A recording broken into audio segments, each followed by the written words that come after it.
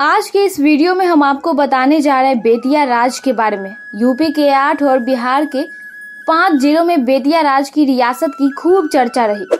अंग्रेजी काल में बेतिया राज दूसरी सबसे बड़ी जमींदारी थी, जिसका क्षेत्रफल 1800 वर्ग मील थी। इसने 2 मिलियन रुपए से अधिक का वार्षिक भू राजस्व किराया उत्पन्न किया। यूपी के 8 और बिहार के 5 जिलों में फैली बेतिया राज की रियासत का साजिशों से गहरा नाता रहा है, वो चाहे अंग्रेजों से मिलकर अकुत संपत्ति बनाने या फिर राज्य के अंतिम महाराज हरेंद्र किशोर सिंह के निधन और महारानी जानकी कुंवर को पागल करार दिया जाना, ये सब कुछ साजिश ही था। और इस साजिश में राज के अधिकारी से लेकर कर्मचारी तक की संलिप्तता थी। तकरीबन 25 एकड़ में राजमहल का परिसर है। इसका सबसे महत्वपूर्ण हिस्सा हाल के दिनों में राज कचहरी है। राज कचहरी के भवन सिर्फ राज का कार्यालय ही नहीं चलता है, यहाँ बिहार राज्य खाद्य निगम, स्वास्थ्य विभाग के जिला प्रतिरक्षण पदाधिकारी का कार्यालय और बेतिया संग्रहालय संचालित है। बेतिया राज का इतिहास काफी पुराना नहीं है, या यूँ कहे कि बेतिया राज 400 वर्ष पुराना है तो कोई अलंकृत नहीं होगी। लेकिन बेतिया राज के संबंध में जो सबूत मौजूद है या जो अतीत में मिले हैं, उसके मुताबिक बेतिया राज के शासकों ने काफी उथल पुथल और परेशानियों के बावजूद भी बेतिया राजघराने के कार्यकाल को काफी स्वर्णिम और गौरवशाली बनाए रखा था। बेतिया पूर्व में वेत्रवती यानी कि बेत का वन हुआ करता था, जिसे बेतवनिया के नाम से भी जाना जाता रहा है। कहा जाता है कि महाराजा उग्रसेन ने कर्मचारियों की बहाली को लेकर एक व्यवस्था बनाई थी, जिसके तहत राज के कर्मचारियों के वंशज को नौकरी दी जाती थी।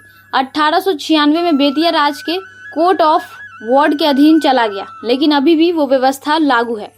बेतिया राज की ओर से स्थापित असंख्य मंदिरों में से हर वाटिका शिव मंदिर का भी एक अलग महत्व है। कहा जाता है कि इसका निर्माण बेतिया राज के अंतिम महाराज हरेंद्र किशोर सिंह के पूर्वजों ने कराया था।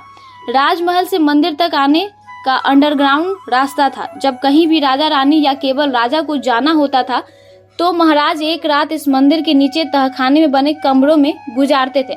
किसी जमाने में हजारों बीघा के आमों के बगीचे के समीप स्थित इस मंदिर का सौंदर्य अद्भुत था।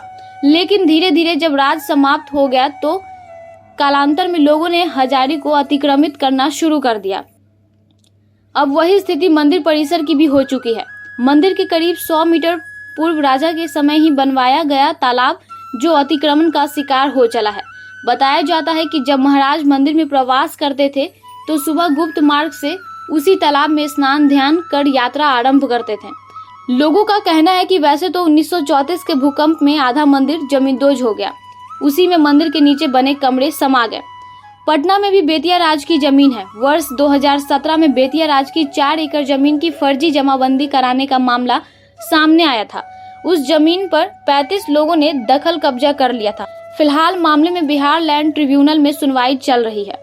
हाल में इतिहास को सहेजने का प्रयास किसी स्तर पर नहीं किया जा रहा। आलम यह है कि यहाँ की समस्त धरोहरें एक एक कर धीरे धीरे समाप्त होती जा रही है और यहाँ की यही स्थिति रही तो शायद यहाँ का अतीत और वर्तमान अब इतिहास के पन्नों में ही देखने को मिल सकता है।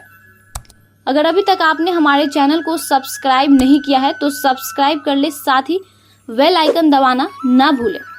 आप हमें फेसबुक पर भी फॉलो कर सकते हैं। चैनल देखने के लिए आपका धन्यवाद।